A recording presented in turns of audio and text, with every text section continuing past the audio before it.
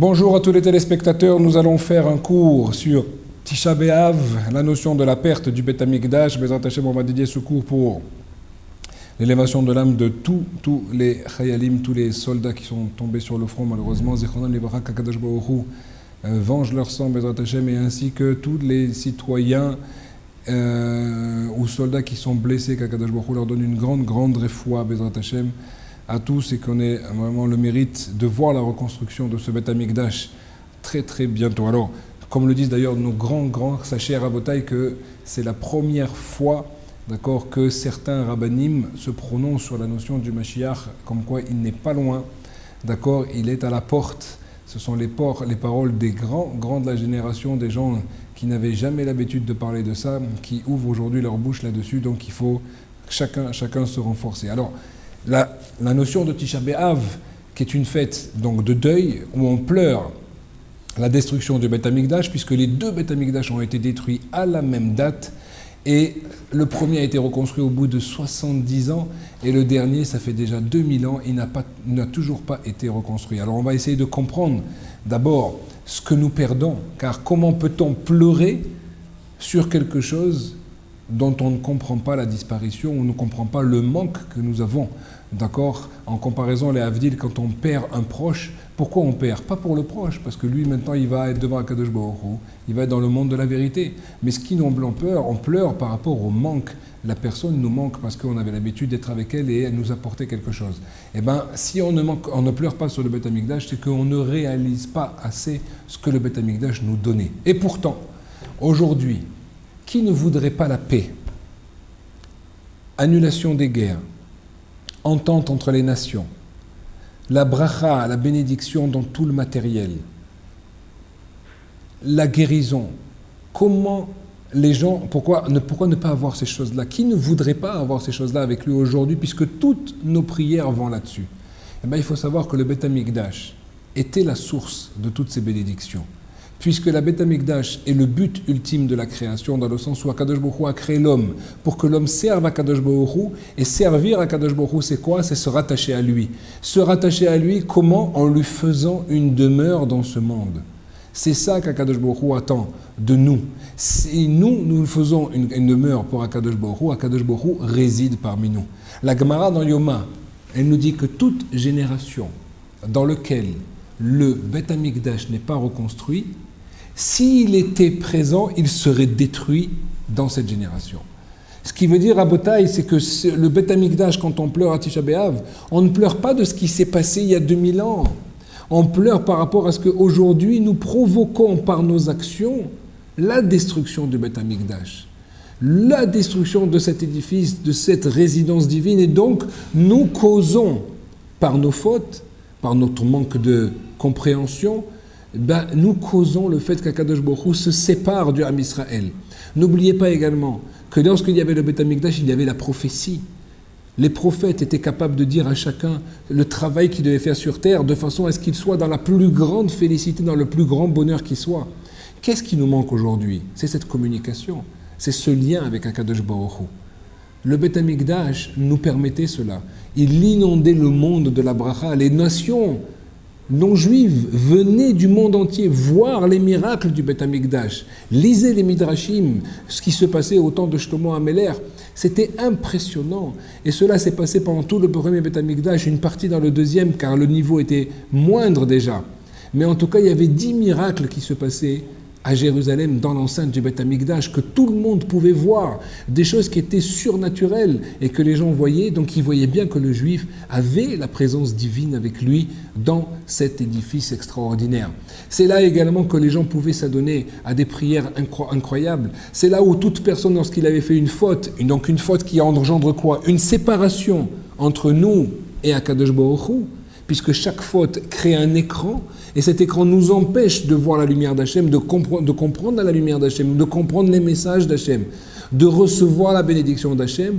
Alors qu'est-ce qu'on faisait? Tout de suite, on allait faire un sacrifice en fonction de la faute, que ce soit de la farine, que ce soit des galettes, que ce soit parfois une bête, que ce soit parfois des oiseaux, peu importe, mais cela venait expier maintenant cette faute, et donc cet écran s'envolaient, repartaient, et donc on retrouvait la communication. C'était donc une félicité extraordinaire, une joie extraordinaire, car celui qui n'a pas vu la joie du Beth Amikdash n'a jamais vu ce qu'est une joie dans sa vie, comme ça la Gemara nous dit.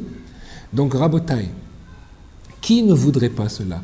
Qui ne voudrait pas une telle félicité, une telle entente? Et ce n'est pas qu'au niveau des Juifs, puisque vous savez que la Torah a été donnée avec un programme pour toutes les nations. Les Juifs ont un rôle, les autres ont un autre rôle. Chacun, il y a une hiérarchie, elle est nécessaire, car même au sein du peuple juif, il y a aussi une hiérarchie. N'est pas Lévi qui veut, n'est pas Cohen qui veut, et n'est pas encore moins Cohen Gadol qui veut non plus. Donc ça veut dire que chacun est important, chacun a son rôle. Le Beth Amikdash était justement cette enceinte-là qui donnait cette harmonie pour tous. C'était extrêmement important de comprendre ces notions-là. C'est ce que le Beth Amikdash peut nous faire avoir. Voilà pourquoi nous devons extrêmement faire attention à cela, travailler sur nous-mêmes et comprendre ce que nous perdons. C'est nous qui avons mis en exil Akadosh Baruch Hu par nos agissements. Et donc, nous devons au contraire maintenant lui faire une place pour montrer que nous voulons Akadosh Baruch Hu. Vouloir Akadosh Baruch Hu, ça veut dire quoi? Premièrement, réaliser qu'il veut notre bien, notre perfection, et donc se soumettre à sa volonté et faire la Torah et les mitzvot d'une façon la plus sincère et la plus parfaite possible. Parce que plus la personne maintenant s'appliquera dans l'application des mitzvot, et bien justement plus cela montrera qu'il comprend qu'il souhaite de tout son cœur servir son maître. Et un maître qui voit son serviteur le servir de tout son cœur, et bien il lui prodigue également énormément de bienfaits.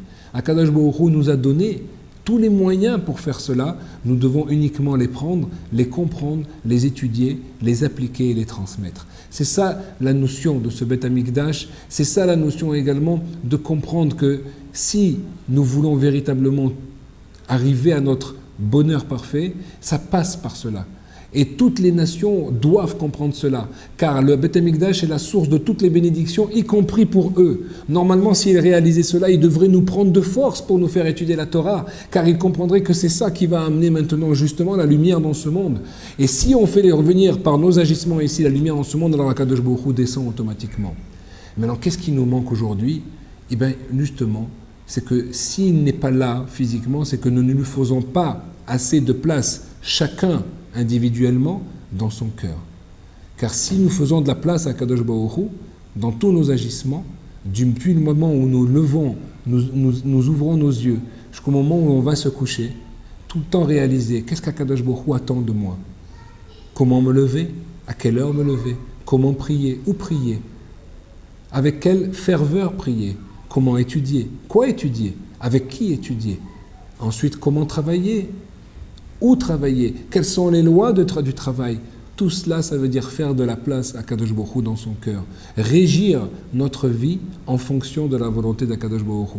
Et c'est comme cela, et uniquement par ce biais, comme le dit le Ramchal, et je vous demande de faire référence à ces cours-là que nous avons fait, où nous expliquons justement le but de l'homme et la notion de ce Beth Amikdash. Écoutez également sur le site ravkadosh.fr, vous trouverez beaucoup de cours qui expliquent toutes les malot, tous les niveaux que ce Beth Amikdash donnait, comment était Jérusalem à cette époque. Et là, vous allez véritablement réaliser ce que nous perdons. Il n'y a que en étudiant ces choses-là que nous allons réaliser la perte. Il n'y a que en étudiant les passages qui parlent de ces époques-là, où l'on voit la sagesse de ces gens-là, l'étude, la façon dont ils vivaient, l'entente qu'il y avait dans ces gens-là. On voit qu'au temps de Shlomo HaMelech, c'était extraordinaire. Là, même les enfants les plus petits connaissaient des choses en Torah extraordinaires, très difficiles à apprendre, qu'aujourd'hui, seuls les grands de notre génération connaissent. Alors que là, on parle des enfants. Ça veut dire qu'il y avait un savoir, il y avait une vie d'une autre dimension.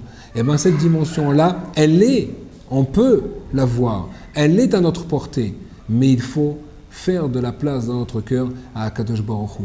C'est tellement important. Qui n'aurait pas de peine de savoir que son père est en prison et qu'il pourrait le libérer et qu'il ne le fait pas? Comment c'est possible? Non seulement on a provoqué de mettre Akadosh Baruch Hu dans cet exil, entre guillemets évidemment, car Akadosh Baruch Hu se retire parce que nous ne faisons pas de place. Donc, et aujourd'hui, qui ne revient pas, ça veut dire que nous laissons notre Père, entre guillemets à tous, dans cet exil. Et c'est là que c'est quelque chose de très difficile. Certains ont le mérite de pouvoir pleurer sur ce Khorban Bet HaMikdash toutes les soirs en pleine nuit. C'est ce qu'on appelle le Tikkun Chatzot. Quelque chose de très grand, une prière justement où à ce moment-là, quand la miséricorde recommence à partir du milieu de la nuit, et donc là on vient maintenant implorer à Kadosh Baruch Hu, en pleurant justement nous-mêmes sur cette destruction pour qu'il vienne et qu'il revienne parmi nous et qu'on ait le mérite de le voir. Rabotai, comprenons cela. Comprenons que c'est une perte énorme à tous les niveaux qu'ils soient. C'est une perte que tout ce que nous prions aujourd'hui, c'est uniquement le résultat de ce manque-là, de ce Beth Amikdash.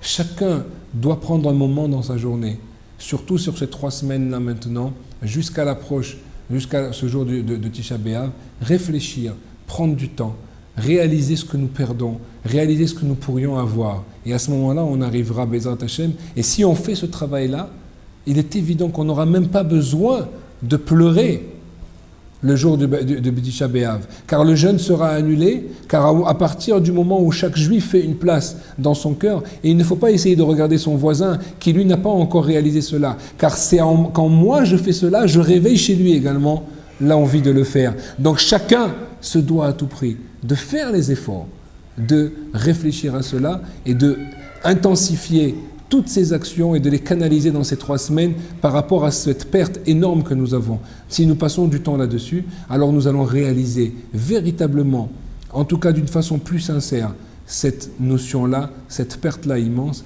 Et donc à ce moment-là, soit Kadosh Baruch Hu nous donnera le mérite de voir Jérusalem déjà reconstruite, et avec le Mashiach, avant même Tisha B'Av, comme certains veulent l'annoncer déjà, ou sinon, même si nous n'avons pas ce mérite-là encore, nous saurons véritablement pleurer ce jour de Beth Amikdash d'une façon sincère, ce jour de Tisha B'Av, d'une façon sincère. Et il est écrit dans la Gemara que celui qui pleure sur le Beth Amikdash, alors on lui garantit qu'il verra Jérusalem reconstruite. C'est ce que je souhaite à tous. Amen. Kenyaratz.